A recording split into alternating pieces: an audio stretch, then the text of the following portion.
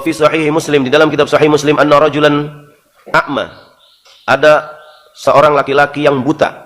Atan Nabi sallallahu alaihi wasallam faqala, ya Rasulullah.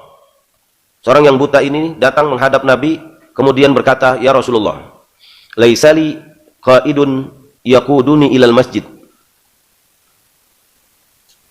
Seorang buta ini mengatakan kepada Nabi begini, ya Rasulullah, saya kan buta, saya mau ke masjid kagak ada yang nuntun. Gitu. Wa sa'alan Nabi sallallahu alaihi wasallam, kemudian si buta ini minta kepada Nabi ayyurakhis lahu ayyusalli fi baitihi, untuk memberikan rukhsah, keringanan kepadanya supaya bisa sholat di rumah aja, karena dia buta, mau jalan susah, nggak ada yang nuntun. Minta sama Nabi, boleh nggak sih saya sholat di rumah aja, gitu. Farakhasa lahu, kemudian Nabi memberikan, ya silakan dah, gitu. Karena kondisinya begitu, Nabi juga nggak tega. Nabi mempersilahkan. Falamma wala da'ahu faqala, kemudian ketika orang itu dia senang, dia pergi. Udah habis dijelasin sama Nabi, boleh sholat di rumah, dia pergi. Nabi tahu-tahu manggil, dipanggil lagi sama Nabi, lagi jalan. Waqala, kemudian Nabi mengatakan begini, hal tasma'un nida bis sholat, kamu dengar azan nggak dari rumah? Qala na'am, orang itu menjawab, iya ya Rasulullah, saya dengar azan, cuman matanya buta, kupingnya bisa dengar. Kalau gitu fa'ajib, lakukan jamaah. Nggak jadi. Mungkin ditegur sama Allah. Awalnya Nabi secara kemanusiaan melihat orang buta nggak tega, ya udah nggak apa-apa, itu sholat di rumah, gitu. Tapi kemudian beberapa langkah orang itu pergi, Nabi panggil lagi, seakan-akan Nabi meralat. Kamu dengar azan nggak kalau azan dikomandangkan? Dengar. Kalau gitu kamu sholat berjamaah. Gitu. Nah, orang buta aja digituin, gimana yang kagak buta? Ya kan? Warawahu Abu Dawud an Umar ibnu Ummi Maktum. Kemudian hadis yang seperti ini juga diriwayatkan dari Imam Abu Dawud dari Umar bin Ummi Maktum. Ini yang namanya ini, yang buta ini namanya Umar bin Ummi Maktum, dikenal dengan Ibnu Ummi Maktum.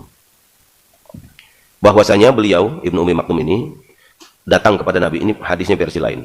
Datang kepada Nabi sallallahu alaihi wasallam faqala, kemudian beliau berkata, ya Rasulullah, innal madinata katsiratul hawam was-siba' wa ana dharirul basar sya'i'ud dar. Ya Rasulullah, di Madinah ini banyak binatang buas. Ya. Banyak binatang berbisa di jalanan.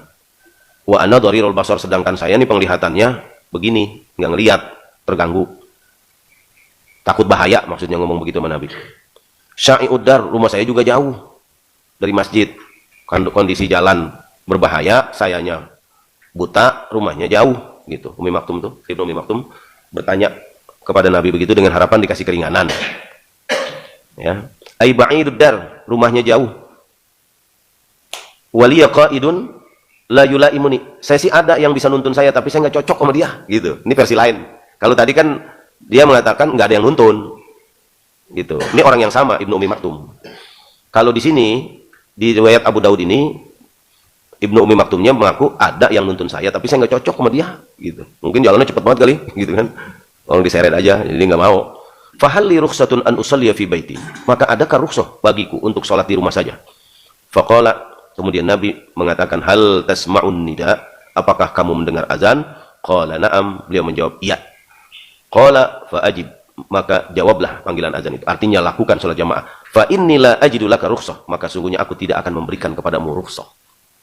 Ibnu Maktum, ya, yang dalam keadaan buta, rumahnya jauh, ya, sementara perjalanannya sulit karena banyak binatang berbisa di jalanan saat itu di Madinah. Jalan sendirian beresiko, dituntun orang, dia kagak, tapi demen nama yang nuntun, minta keringanan, tetap nggak bisa sholat jamaah. Bagaimana yang segar, buker, ya kan? Fahada rajulun dharirul basar, ini Ibnu Ummi Maktum ini adalah seorang yang matanya buta, syaka ma yajidu minal masyaqqah. Beliau mengadu kepada Nabi tentang kesulitan yang dihadapi untuk sholat jamaah, fi maji'ihi ilal masjid, untuk datang ke masjid. Dia ngadu, wa laisa lahu qaidun yaquduhu ilal masjid, tidak ada orang yang menuntunnya ke masjid. Wa ma'a hadza, sementara dalam kondisi seperti ini saja, lam yurakhis lahu Nabi sallallahu alaihi wasallam fi sholati baiti. Nabi tidak memberikan rukhsah bagi Ibnu Ummi Maktum ini untuk sholat di rumahnya. Fa kaifa biman yakunu sahihal basar, maka bagaimana orang yang sehat, matanya sehat, ya, matanya ngelihat jelas, saliman, badannya sehat, la uzra lahu, tidak mungkin ada uzur, ada alasan baginya untuk sholat berjamaah.